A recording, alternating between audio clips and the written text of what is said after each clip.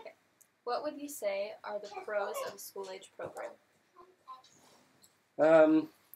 One of the pros, I guess, would be that the kids can start to learn some socialization skills. Some of them may not have had that opportunity before, dependent on their situation. It'll also give them some chance to develop some problem-solving skills, because they're not always going to be in situations where they are in control. The kids can also start to develop friendships. They can be challenged in social, emotional, and physical ways that they have not been challenged before, and that will help them in their future schooling and throughout their lives. All right, awesome. So what are the unique developmental needs of school-age children? I'd say that they are always trying to develop their independence around the age when they're coming into school. So you need to be able to engage them, and to do that, a lot of the times, you try and offer choices so that they can have some control in their surroundings and their situation. They also will need some supports during their learning, so that they're not failing and hurting their self-confidence. So by offering supports, it's going to help them to develop that confidence, and it'll help, again, through all their schooling. All right. What would you say are the cons of a school-age program? Well, I would say that not all children are ready for school at the same time. Fully immersing a child that's not quite ready can be quite overwhelming, and so sometimes you need to support their integration into school by, maybe having them come to school partial days or things like that, in order to let them have success at school so they enjoy the environment.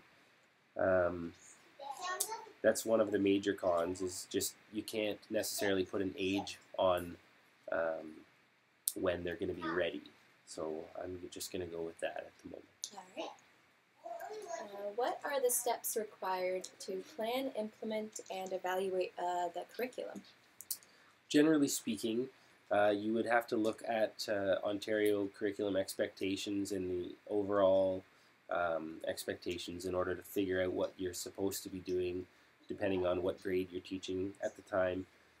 So generally you would start there, and you can develop various activities or programs around the expectations, and then they call it backwards design. So you start with the expectation, and you develop a final piece that you're going to be looking at, and then you figure out the ways you're going to facilitate that with various activities and such. And that's pretty much how that system works. All right. So how do you connect the children with the outdoors and nature?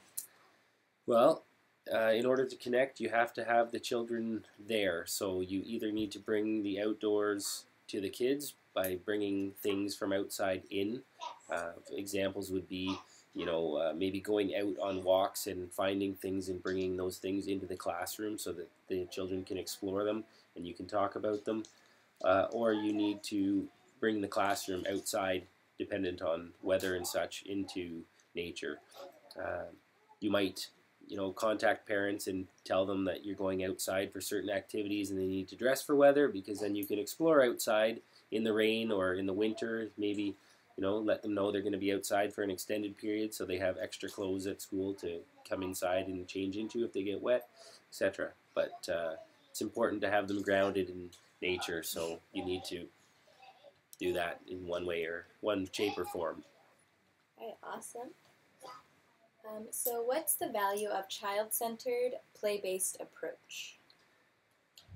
Each kid will come at every situation from a different angle, or have a different point of view or a different perspective based on what they've lived, how they've grown up, and all the rest of that. Mm-hmm. So by having child-centered and play-based approaches, then you're not going to be overwhelming the kids by bringing them something they're not ready for, because they're kind of the conductor of their own orchestra, so to speak.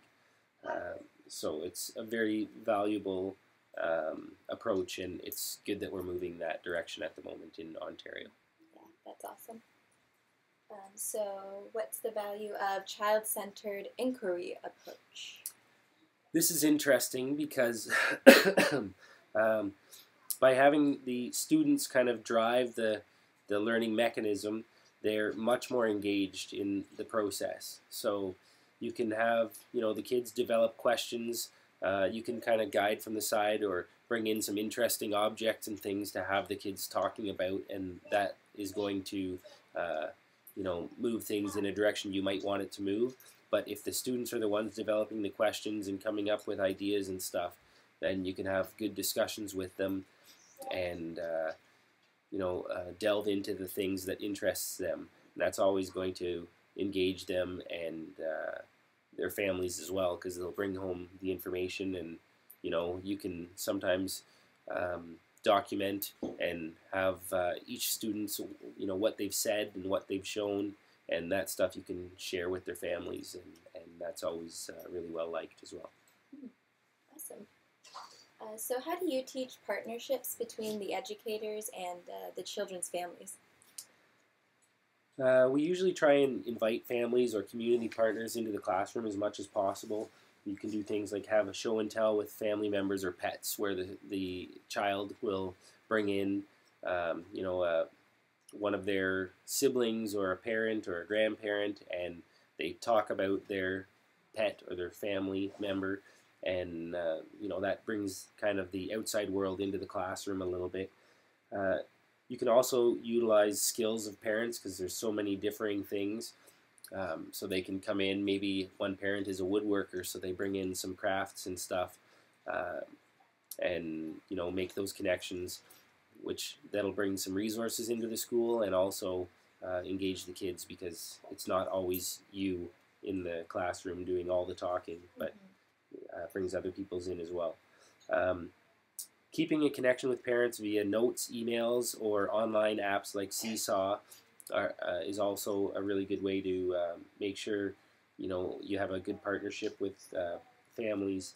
For example, in Seesaw, we can take pictures of what's happening in the classroom right now and send it to specific parents, and it's in the form of an app, so they can look at it on a phone, or it goes directly to email. So that's also a really good way to connect with families. That's awesome. So what are some important milestones of school-age children? Some basic ones would be, the students being able to use the bathroom on their own, secure shoes if possible, put on outdoor clothing. Those things, if they can't do it, can be a real time constraint when it comes to getting ready for activities or going outdoors or coming in.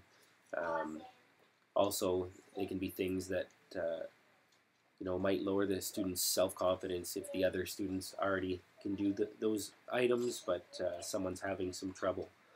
Some other important or empowering milestones for the children are when they can recognize letters and numbers, write their own names. Everyone's always thrilled to be able to do that kind of things, and the parents really seem to enjoy that as well. Awesome. So do you have a personal philosophy regarding teaching school-age children? Generally speaking, I guess I would say you need to be kind, be consistent, be respectful, and try and foster curiosity as much as possible. Each child can succeed. It's just my job to figure out what they need in order to do so. I'd say that's probably what I try and do on a daily basis. All right, that's awesome. So that's all our questions that we need. Thank you very much for letting us interview you. No problem. It's been a good time. Thanks.